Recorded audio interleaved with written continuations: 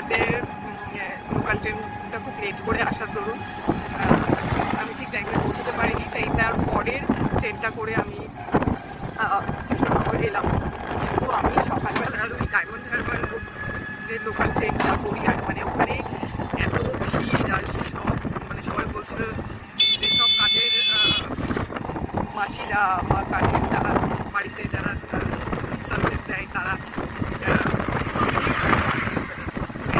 মানে ঝগড়া এত ঝগড়া, কেউ কাউকে জায়গা দেবে না, ওরা নিজেরাই নিজেদের মধ্যে এত ঝগড়া করছিল যে আমি সব দেখে এতটাই ক্লান্ত হয়ে গেছিলাম, পেয়ে গেছি যে আমার কাছে একটা লাগেজ আছে, সেই লাগেজটাকে নিয়ে আমি কোথায় যাবো ওই ভিড়ের মধ্যে। যাই হোক, যুদ্ধ জয় করে গড়িয়া থেকে তো আমি শিয়ালদহ পৌঁছালাম। তারপরে আমার এত গা বমি করছিল, খুব ভোরে ঘুম থেকে উঠেছি এবং সকালে খালি পেটে বেরিয়ে গেছি, এত গা বমি করছিল।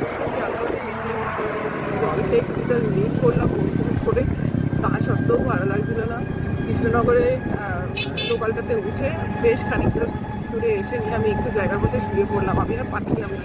যাই হোক, এখন এই টোটো করে আমি যাচ্ছি, ওখানে সবার সাথে দেখা হবে, তারপরে প্রোগ্রাম শুরু হবে, প্রোগ্রাম সেট করা হবে। আমাকে দেখেই বোঝা যাচ্ছে আমি বিধ্বস্ত, একেবারে বিধ্বস্ত হয়ে গেছি। মানে যাই হোক, গিয়ে কিছুক্ষণ রেস্ট করবো, নিয়ে পরে আবার আসবো নতুন নতুন ভিডিও নিয়ে। ওকে, চলো, টাটা বাই বাই।